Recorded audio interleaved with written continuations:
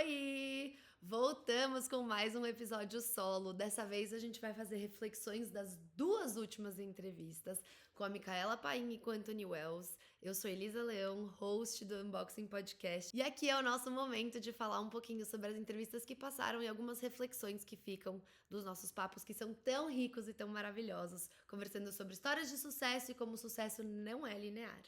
Bom, eu tô há algumas semanas refletindo sobre como que vai ser esse episódio solo, porque tanto a história da Micaela quanto a história do Anthony tem um denominador comum com a minha história pessoal, que eu queria muito trazer pra cá, que é sobre morar e trabalhar fora do Brasil. Tô até aqui com o meu casaco da minha faculdade, Babson, que eu fiz, que eu tenho muito orgulho de ter estudado lá, que foi a melhor decisão que eu tomei na minha vida. E, assim, essa história de morar fora, eu acho que sempre é uma incógnita, né? Tem muita gente que quer morar fora, que idealiza uma vida fora do Brasil, que quer ter essa experiência. Então eu pensei, bom, nada melhor do que depois de 2 episódios falando sobre, assim, isso, né? A Micaela que foi trabalhar como sommelier e fora do Brasil para o rei do Catar, né? Teve essa experiência de abrir o clube de charuto mais exclusivo do mundo durante a Copa do Mundo do Catar. E o Anthony que fez faculdade fora, foi jornalista na fronteira dos Estados Unidos com o México. Então, assim, primeiro eu esqueci de falar isso no começo, mas se você não assistiu as entrevistas da Micaela e do Anthony, corre lá, porque senão esse papo não vai fazer tanto sentido para você. Mas são histórias de pessoas que realmente tiveram uma experiência muito positiva morando fora. E a minha também foi, então eu queria dividir um pouquinho sobre isso com vocês e falar sobre essa decisão, esse processo todo, como que foi pra mim e o que que eu acho, né, assim, de prós e contras e tudo mais. Primeiro, acho que não tem resposta certa, errada pra nenhuma decisão desse tipo. Acho que sempre ter experiências e vivências na vida são coisas que ninguém rouba de você, é sempre positivo. Eu acho que parto do princípio de que se der errado e você não gostar, você também aprendeu muito sobre essa experiência, mas eu acho que é uma decisão que tem que ser tomada com muita responsabilidade assim, de uma forma muito bem pensada, porque sim, ela exige um investimento, ela exige um investimento não só financeiro, mas de tempo, de energia, de assim. Você abre mão de muitas coisas, né? De estar perto da sua família, muitas vezes, de estar perto dos seus amigos. Você tem que começar uma vida do zero, você tem que conhecer pessoas numa língua nova, numa cultura nova. Então, assim, são vários fatores que precisam ser ponderados assim, pesados antes de você tomar essa decisão. Mas, se isso é um sonho que existe no seu coração, é porque provavelmente é para você viver ele. Então, vamos falar um pouco sobre isso. A minha história de morar fora é mais parecida com a do Anthony do que com a da Mika, mas eu vou contar um pouquinho. Eu e o Anthony, como vocês viram no episódio, nós fizemos escolas internacionais aqui em São Paulo. Então, a gente estudou junto desde os 2 anos de idade em escolas britânicas. E claro que quando você estuda numa escola internacional, você tem mais contato com esse mundo estrangeiro, né? Os professores normalmente vêm de fora, eles estão aqui num contrato de tempo limitado, mas eles são expatriados, né, para o Brasil. Então, assim, você tem muito esse contato de experiência de faculdade fora, que os professores já vão contando, né, como foi a experiência deles, e eles normalmente estudaram fora, não fizeram faculdade no Brasil, eles não são brasileiros, então você já fica com mais contato com essa realidade, né? E os currículos nas faculdades fora, especialmente nos Estados Unidos, são muito diferentes dos currículos aqui do Brasil. O formato de você entrar na faculdade não é só um vestibular que você faz, você tem todo um processo de application que é bem assim, 360, né? Eu vou contar de como foi na minha época, em 2013, eu não sei se isso tá diferente, se atualizou, se não atualizou, então façam suas pesquisas, mas essa coisa de fazer faculdade fora era algo que me atraía muito desde o começo. E muito do porquê eu e o Anthony a gente estudou nos Estados Unidos, e nos Estados Unidos você tem um currículo que você não precisa eleger o seu major, né? O que você vai acabar estudando até o segundo ano. Então, na minha faculdade foi um pouco diferente, porque a Babson é uma faculdade de administração de empresa com foco em empreendedorismo. Então, todo mundo que cursa a Babson sai com um bacharel de ciências em administração de empresas. Vem cá, Chico, você quer participar? A criançada pode participar. Esse é o Chico. Fala oi, Chico. Ups. Bom, vou falar um pouco sobre o meu processo todo, tá? De faculdade. Eu, no segundo ano do colegial, comecei a pensar sobre o que eu queria fazer de faculdade e tudo mais. Eu sempre soube que eu queria muito estudar marketing, que esse mundo de propaganda me atraía demais. Então, eu até tenho uma história em quadrinhos que eu desenhei quando eu tinha acho que 10 ou 11 anos na escola, que perguntaram como que você se via com 30 anos, e eu me desenhei numa mesa assim, escrito marketing, e aí até coloquei uma cervejinha, uma coisa assim, e isso é muito relevante porque eu trabalhei muitos anos na Ambev, né, tanto em Nova York quanto no Brasil, então já tava ali profetizando a minha carreira, mas eu sempre soube que o marketing era algo que me atraía muito, essa parte criativa, de propaganda, e assim, comunicação e tudo mais. Sempre fui muito comunicativa, né, vide podcast, mas então assim, eu sabia que eu queria estar nesse mundo do marketing, não necessariamente no mundo de administração de empresas, mas quanto mais velha eu fui ficando, mais eu fui vendo que, na verdade, tudo na vida é uma administração de empresa, a nossa vida pessoal é uma administração de empresa, porque as contas precisam fechar. Então, esse gerenciamento, né, de empresa nunca seria ruim eu ter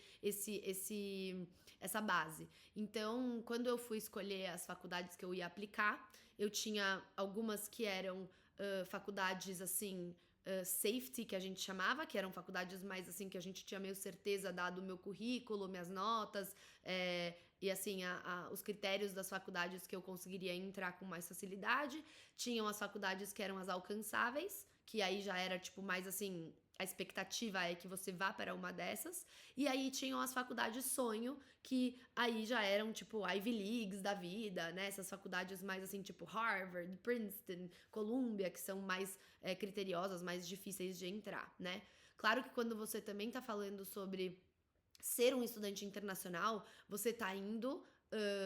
A sua competição é muito maior porque você tá competindo por uma porcentagem menor de alunos que são aceitos, né? Porque claro que a maioria dos alunos nas faculdades americanas são americanos, então você tá competindo contra Europa, Ásia, enfim, todo mundo do resto do mundo por aquela porcentagem de alunos internacionais. E uma das coisas que para mim era muito importante era era ir para uma faculdade que fosse me dar uma possibilidade de ter um network global, porque eu não sabia onde que eu ia morar no mundo, eu queria fazer amigos do mundo inteiro, e a Babson tem um índice de alunos internacionais alto comparado com outras faculdades. Então, ela entrou na minha lista um pouco por isso, também muito pelo currículo, que é muito focado em empreendedorismo, né? A Babson hoje ela é ranqueada pela Wall Street Journal como a segunda melhor faculdade dos Estados Unidos, e ela tá no ranking de número 1 para empreendedorismo. Acho que há 27 anos ela guarda esse espaço de número 1. Então, ela tem essa veia empreendedora muito forte, o que depois eu falo um pouco sobre isso, mas o que foi muito útil para mim, tanto trabalhando no mundo corporativo, como hoje sendo, né, host do podcast e criando essa empresa minha. E assim, na época que eu tava escolhendo, tinham alguns critérios que eu queria decidir, assim, de que era importante pra mim. E eu pensava muito na experiência que eu queria viver nos Estados Unidos. Então, eu queria muito viver uma experiência de campus americano, bem aquela coisa que a gente vê nos filmes, né? Assim, do dormitório, de você indo andando com a mochilinha pelo campus e os prédios de tijolinho. Então, eu queria muito estar nesse ambiente, porque eu pensei, bom, se eu for para uma faculdade no meio de uma cidade e for só, tipo, chegar de carro num prédio, eu não vou ter uma experiência tradicional de faculdade americana, e eu queria muito essa experiência tradicional. Apesar da Babson não ser uma faculdade do sul dos Estados Unidos, que, né, são as bem tradicionais, eu tinha um campus lindo, a Babson fica em Wellesley, que é no estado de Massachusetts, fica pertinho de Boston, então assim, a gente tava, sei lá, a 25 minutos de carro de Boston, tinha um trem que você podia pegar pra ir até Boston, mas a gente tava numa cidade de subúrbio de Boston, então era bem aquela coisa de comédia romântica, as casas, né, bonitas e tudo mais, e o campus bem grande, bem espalhado, até um campus enorme para considerando o tamanho da faculdade, que Babson é considerada uma faculdade pequena nos Estados Unidos. E, enfim, então isso era uma coisa muito importante para mim. Eu queria morar no campus da faculdade para justamente fazer amigos americanos, fazer amigos, ter colega de quarto, ter essa experiência. Então eu morei no campus por 3 anos e meio, porque teve um semestre que eu fiz intercâmbio.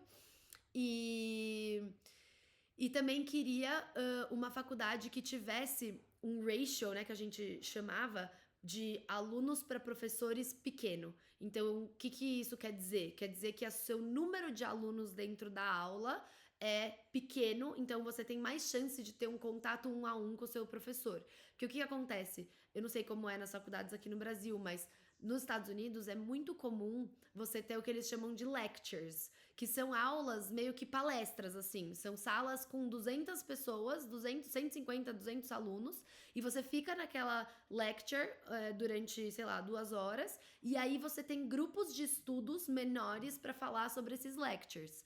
E nem sempre os grupos de estudos são com o mesmo professor que fez essa palestra. E eu não queria isso, porque eu achava muito, assim, muito grande, eu achei que eu ia me distrair, que eu não ia conseguir focar durante a palestra, né? E eu gosto dessa coisa de fazer pergunta, de ter uma conversa, um debate. Então eu queria estar numa faculdade onde a sala de aula era menor. E a Babson não tem lectures. A Babson, ela tem aulas normais. E a minha maior aula, assim, que eu tinha mais quantidades de alunos nessa aula, era de 40 alunos. Então, super, super pequeno. Se você for pensar assim, tem muita escola que tem mais que isso, né? Então isso era uma coisa bem importante pra mim também.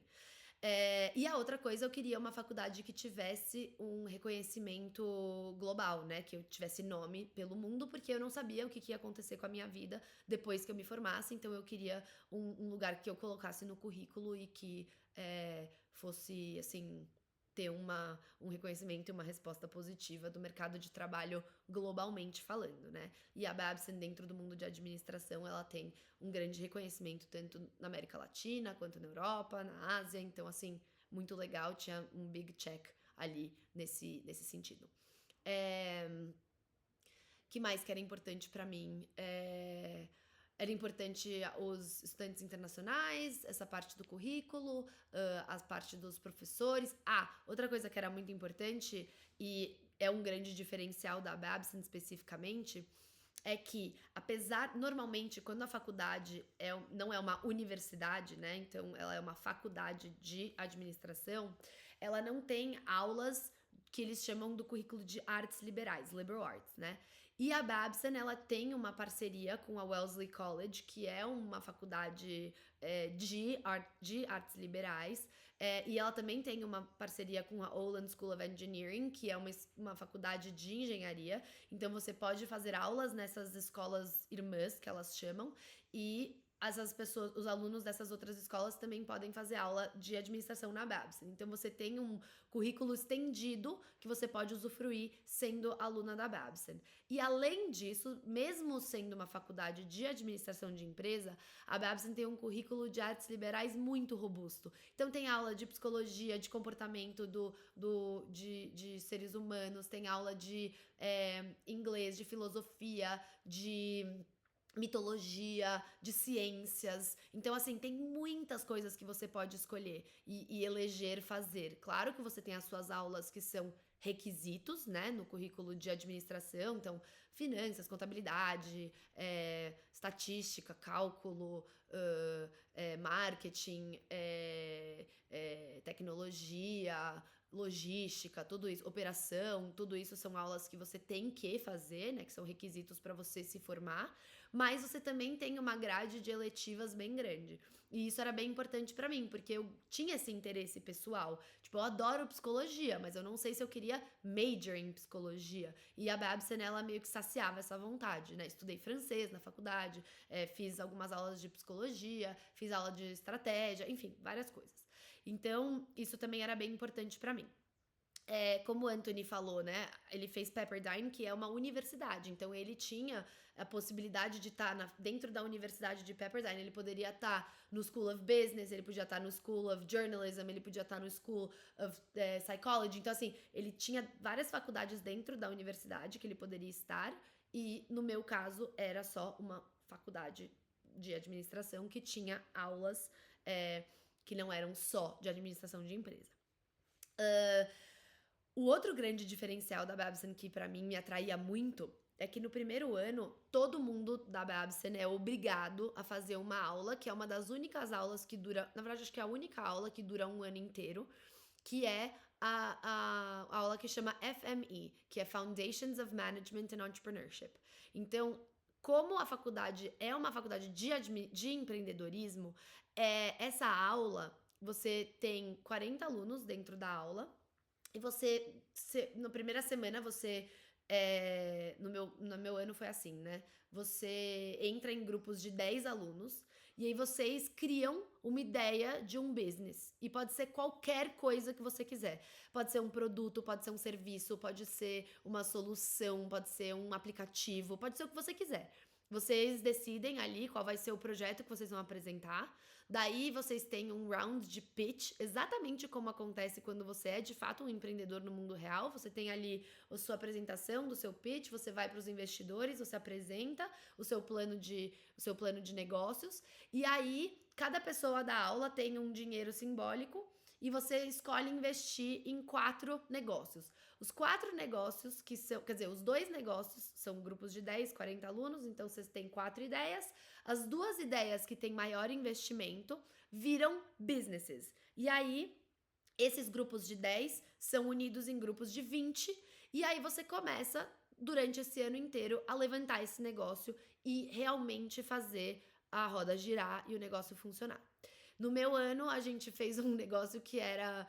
a gente vendia, tipo, onesies de bichinhos, igual tem roupinha, macacãozinho de bichinho de bebê, sabe? Que tem, dinossaurinho, pinguim, tubarãozinho, essas coisas, a gente vendia para adulto. Então, a gente tinha um fornecedor da China, que a gente precisava negociar valores, a gente precisava negociar...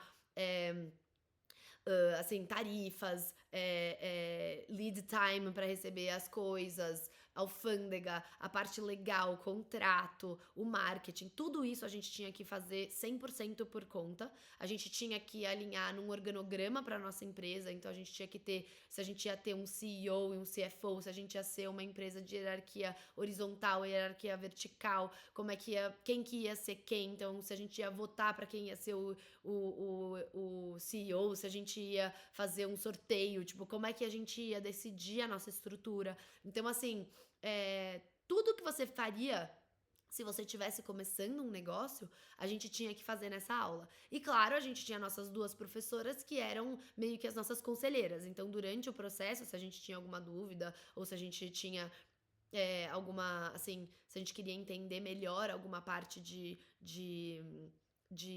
resolução de problema ou coisa do tipo, elas estavam lá para nos ajudar e nos guiar e ao mesmo tempo nos ensinando sobre os conceitos e diferentes formatos de negócio que a gente poderia criar e ter, porque claramente a gente estava, né, com 17 anos, a gente não tinha muita experiência de negócio, a gente não tinha tido contato com, assim, com o mundo empresarial para saber quais eram as opções de estruturas de organogramas que existiam. Então, elas faziam essa parte de nos dar esses insumos, né? De tudo que a gente precisava, que a gente poderia criar. Enfim, você ia vendendo seus produtos, você ia ganhando dinheiro, e no final do ano, todo o seu lucro era enviado para uma ONG, né? Então, você escolhia uma ONG que você ia beneficiar.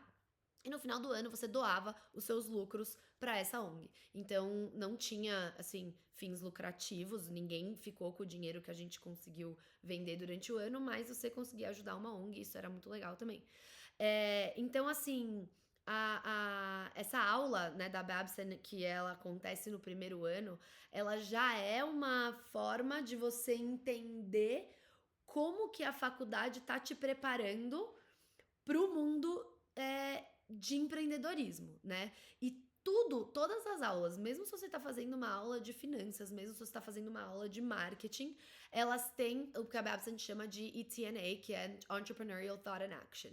Então é sobre você exercitar o músculo empreendedor da sua mente e criar pensamentos de empreendedor e como você traz eles para ação, né? Então é sobre você questionar processos burocráticos, é sobre você questionar as coisas como elas são e como você pode otimizar os caminhos, como que você pode criar estratégias de negócios um pouco mais eficientes, né? Então, reescrever regras engessadas do mundo de negócios, porque o mundo de negócios hoje, com a tecnologia e tudo mais, ele é super. Ele tá se reinventando diariamente, né? É um organismo vivo, praticamente. Então, tá todo mundo dançando conforme a música, né? Cada dia que lança uma inovação nova, a gente tem que se chacoalhar e tudo mais. Então, isso era muito importante pra gente ter esse pensamento de questionar as coisas e repensar como que as realidades, as regras, né, do mundo empresarial tinham que ser. Então, isso foi muito importante, até porque na Babson falava-se muito nisso, né? Vocês não precisam ser empreendedores, estarem fazendo um business seu para ser empreendedor. Existe o tal do intrapreneurship, né, que é o empreendedorismo interno. Então você pode estar num trabalho CLT, numa multinacional e ser um mega empreendedor lá dentro e falar, eu vi muito isso no meu trabalho, né, que eu trabalhei muitos anos com inovação de produto e embalagem, e existem processos, né, na empresa que são processos antigos e processos que estão meio que estagnados há muitos anos, e você chegar e falar assim, peraí, gente, a gente não precisa mais passar por esses 15 passos até chegar nesse ponto, vamos transformar esses 15 passos em 5, e como que a gente faz isso sem perder nenhum ponto importante de cada um dos 15, porque se 15 existem, existe uma razão, mas como é que a gente consolida, e como é que a gente faz essa roda girar mais rápido? Então, esse pensamento de empreendedor, ele te obriga a pensar fora da caixinha, né? Num unboxing. Então, assim, isso foi muito legal e muito importante pra gente. Assim, mesmo você não tendo uma ideia genial logo de cara quando você se formasse, a maioria das pessoas da Babson não saem já empreendendo, apesar de que muitas já empreendem, e tenho amigos que têm empresas de grande sucesso e assim, a gente nem tem 10 anos de formado ainda, então é muito legal ver que esse processo realmente funciona. E ao mesmo tempo, a Babson ela oferece essa rede de apoio de empreendedores, né? Então, assim, você acaba. Quando você faz uma faculdade assim, você tem meio que um aval de tipo, pô, eu estudei aí, você me ajuda, eu tô aqui construindo um negócio, você tem alguém que eu possa falar. Então, tem essa rede muito legal de apoio e de conexões por conta de você ter tido essa experiência da Babson. Então, assim, isso pra mim foi o que meio que me deu o start, né, de morar fora. Eu fui morar fora por conta da faculdade. Durante a minha faculdade, eu fiz um intercâmbio que era um dos únicos intercâmbios que a Babson mesmo oferecia, que chamava BRIC. Então, fiquei um mês na Rússia, um mês na China, um mês na Índia, estudando as economias emergentes, e cada país eu tinha uma aula diferente, e aí durante o processo desse semestre, né, eu tinha uma aula de integração cultural com uma coordenadora que viajava com a gente e dava essa aula. Era um grupo de 22 alunos, então você tinha que aplicar para esse intercâmbio, né, e ser escolhido para ir, não era uma coisa que qualquer pessoa podia ir. Apesar da Babson ter vários várias conexões com várias faculdades no mundo para fazer esse intercâmbio, né? Então, assim, você podia estudar em Paris, em Barcelona, em Londres, Dubai, até acho que no Brasil, tinha vários Buenos Aires, enfim, qualquer lugar do mundo que você quisesse ir, tinha alguma forma de você ir. Mas no meu caso era um programa que a faculdade tinha e que você meio que viajava nesse esquema. E essa foi uma experiência muito única, porque eu também tinha essa cabeça de que eu já estava fazendo intercâmbio, eu já estava fora do Brasil e já estava tendo uma experiência internacional de estudar fora, né? Então eu não necessariamente achava que eu queria passar 6 meses em outra cidade, até porque eu gostava muito de estar tendo essa experiência em Boston. Mas eu também sabia que se eu fosse fazer um intercâmbio, eu queria fazer alguma coisa que fosse totalmente fora da caixa e que me tirasse da minha zona de conforto. Então, isso foi algo muito importante para mim. Esse intercâmbio foi um divisor de águas na minha vida. Acho que você tá. E a gente teve quase um mês de preparo, né? Então, na verdade, o semestre era 4 meses, foi quase um mês na Babson estudando sobre as culturas diferentes que a gente ia encontrar. A gente teve que aprender o alfabeto russo, porque o russo é muito fonético, então se você sabe as letras, você consegue meio que entender as palavras. E então, assim, a gente foi estudando sobre as diferenças culturais, as coisas que a gente ia ter que se adaptar, o que a gente não ia ter que se adaptar. Era estratégico que a gente mudava de país todos os meses, porque eles fizeram um estudo lá da Babson que você demora um mês para se sentir em casa num lugar e meio que criar uma rotina. Então, como o intuito era te tirar da zona de conforto, você, depois de um mês, era jogado para outra cultura, outro país diferente e numa situação onde você não realmente conseguia se comunicar, porque a gente não ficou nos lugares mais internacionais. A gente ficou em cidades muito internacionais, mas os bairros e os hotéis que a gente morou eram super raiz e super, assim, locais. Então, de fato, assim, na China eu fiquei num bairro onde as pessoas não falavam inglês, não adiantava. Então eu era ali com o meu Google Translate que tinha acabado de lançar, porque eu fui em 2015, e assim, tentando na mímica e assim, explicar as coisas e meio que esse perrengue. Então eu lembro até de quando a gente voltou, né, no final do intercâmbio todo, a gente teve uma parte de reintegração cultural que era muito estranho você estar num lugar que você conseguia se comunicar com facilidade, que as pessoas entendiam o que você estava falando, o que você estava pedindo, porque você passou 4 meses tentando explicar o que você queria e tentando fazer você ser compreendido. Então, assim, era muito, muito interessante.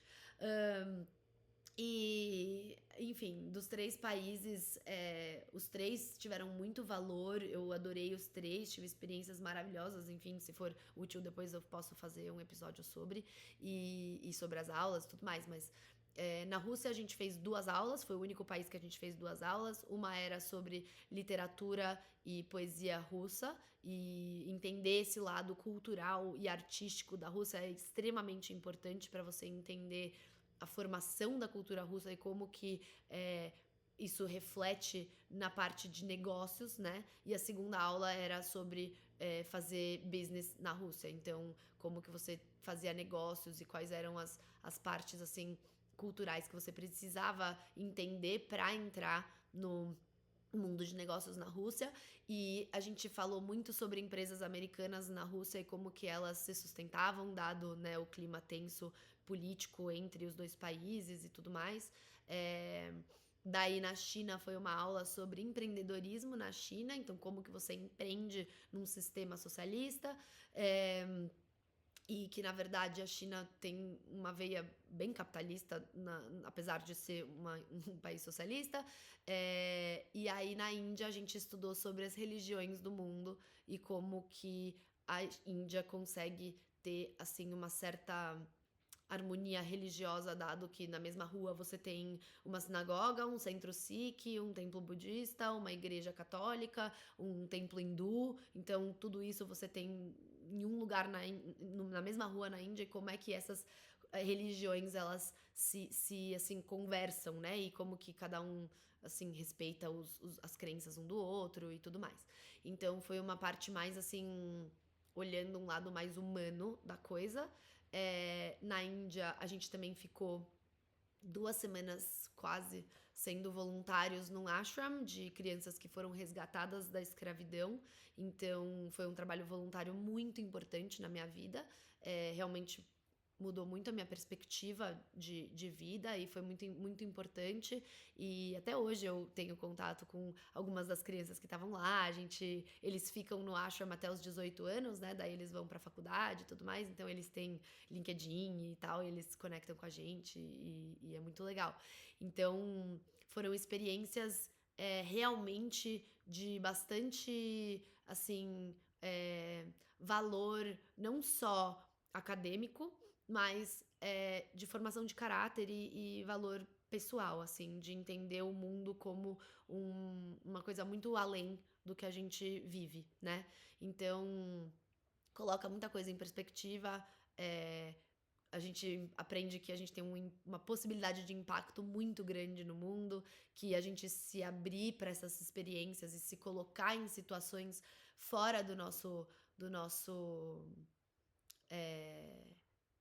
fora da nossa zona de conforto, né? Eu aprendi muito nesse intercâmbio que o valor não tá em você sair da sua zona de conforto, tá em você aprender a expandir a sua zona de conforto e que você precisa se ativamente querer expandir essa zona de conforto, porque quanto mais confortável você tá em situações que estão fora da sua realidade e que te colocam fora do seu eixo, mais adaptável você é, mais compreensível você é, mais empático você é e mais você consegue viver a sua vida de um lugar de não julgamento, de um lugar de, assim, compreender que existem várias verdades que podem ser verdades ao mesmo tempo, que, assim, não existem regras e rigidezes na vida, né? Então, tudo isso foi muito poderoso pra mim e numa fase de vida que eu tinha 21 anos, tinha acabado de fazer 21 quando eu fui, então foi muito cedo, né? Tudo isso